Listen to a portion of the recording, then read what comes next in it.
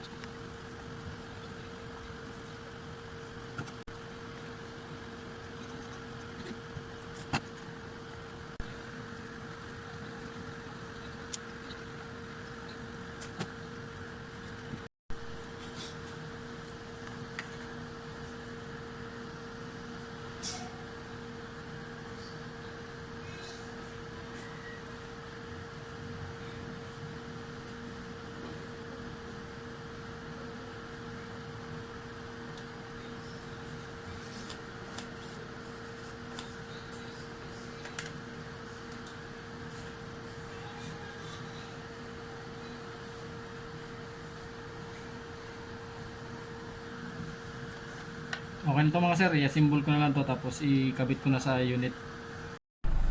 Yan, okay na mga sir, yung panel gauge ng Toyota Innova na blackout issue, yung timing belt nagbi-blink, tapos lahat ng gauge di gumana. Ayun, okay na, may display na rin. Yan, tapos nagpapalit na rin si sir ng ilaw, puti sa gitna, blue sa magkabilaan. Katulad din nung ginawa ko kanina sa taga Bicol. Yan. Ganda. Okay na siya mga sir. Temperature, fuel, marami pang gas si sir kasi panay pag gas daw si sir eh. Toyota Innova, blackout issue tapos blinking yung timing belt. Yan, nawawala na yung blink ng timing belt. Kasi magkano na eh.